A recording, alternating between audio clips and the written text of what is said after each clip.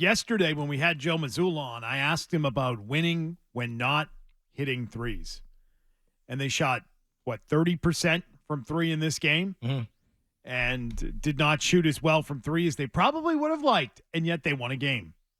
And so that to me was a important part, because I think that's going to be important for this team to not just be so heavily reliant on the threes, right? Yeah. Yeah, 31%. And so I think the other part of this game that's really encouraging, certainly not Jaylen Brown, it is that the right players were making the plays and had the ball in their hand when it mattered most. And in this game, that was Porzingis, obviously, that was Tatum, obviously, and that was Derek White. Those three guys at the end of this game in the fourth quarter were the guys that had the ball, and that was the right call on this night for them to be the guys. Yeah, let him play. And I thought Porzingis had a hell of a block, too. Defensively, he had that one block, which kind of flipped things a little bit for them when things were getting away. But, yeah, and I know we'll get to Brown. He wasn't great. No, get to it now, because Brown wasn't a part of that at the end for good reason. He wasn't a factor down the stretch. He wasn't really a factor in this game. It was not his night. No, and I'm watching some of the ball movement here that Fowler's running here, and Brown doesn't touch the ball. It's everybody else. It's the other four. Kind of throws Jaylen Brown out here. That's a good thing. Good thing last night. Now, he'll have his nights. But I thought that was a great environment. Celtics are going to be watched a lot this year, packed places. Places are going to be amped, and a lot of energy in that building last night. I thought it was a fun game to watch.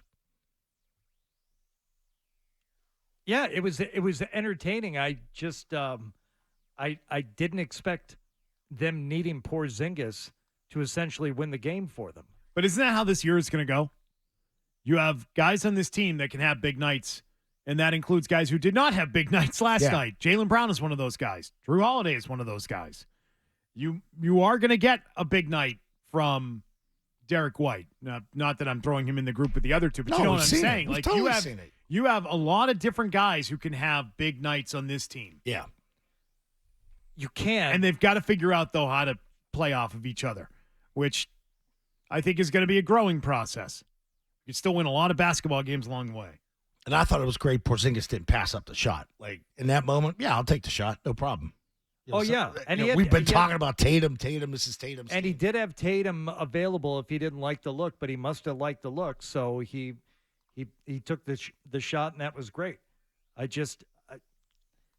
You're expecting this to kind of be I was expecting Jaylen Brown and Tatum to kind of, take over, run things, and Porzingis to be a contributor, and not for Brown to go 4 of 11 and 0 for 4 from 3 points. Oh, yeah, and then also to have his pass on the inbounds nearly cost him the game. Right. Yeah, I mean, he almost blew the game for them. You think he was pressing? I feel like he was pressing throughout the course of the night. I hope that's what it is. Yeah, that's what I'm saying.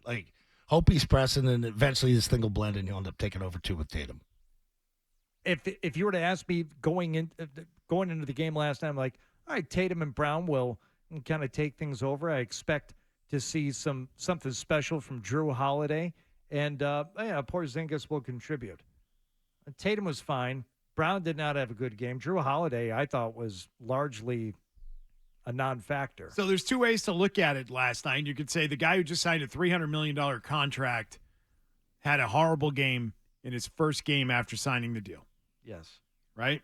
And you say, wow, that was a bad idea. He hasn't gotten better. The handle's not better. He's still going to dribble the ball off his foot. He's still going to have entry passes picked off. He's still going to have, plays that cost his team. All that. You could say all that. Or you could say, hey, guess what? They paid a guy $300 million. They didn't even need him last night. He could have sat on the bench. They would have been okay without him. That's a good thing. That is. It's not a bad thing. No. I know how you look at it and say, you're going to might regret that deal. Maybe they do. You know what they'll do if they regret it? They'll trade him. They'll trade him to somebody else. One game. Relax. Yeah. They got a guy who they just paid $300 million. They didn't even need him last night. That's how good this team is. Didn't even need him. And he'll show up on other nights, okay? Of course he will. That's not who he is. He's not going to play like that every night.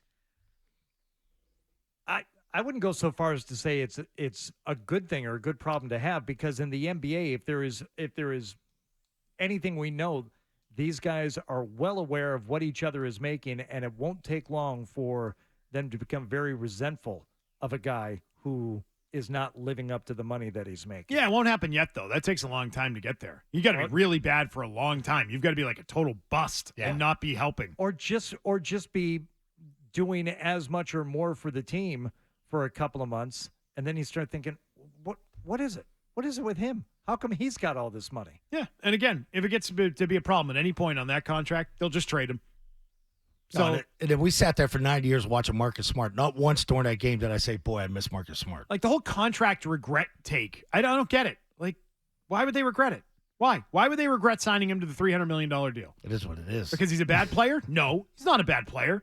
So that's not true. You're not going to convince me that what you saw last night is who that guy is. Yeah. Okay? And number two, if the piece doesn't fit long term, they'll just move him. And now he's got length on his deal.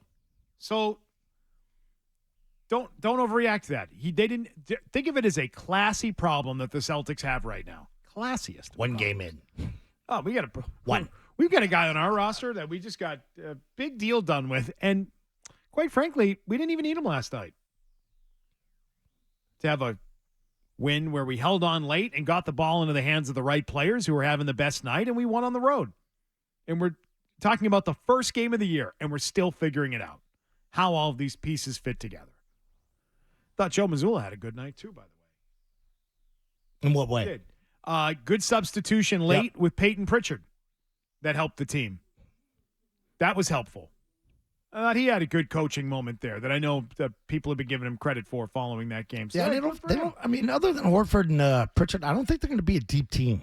As far as the depth on that bench, and Thank God. you're one injury away. Like, say Porzingis gets down at some point, then you're kind of back to the old thing again. Same thing we watched last year. Well, that's not terrible. No, they it were in the isn't. Eastern Horford Conference goes Finals, in. and they were in the finals the year before. Right.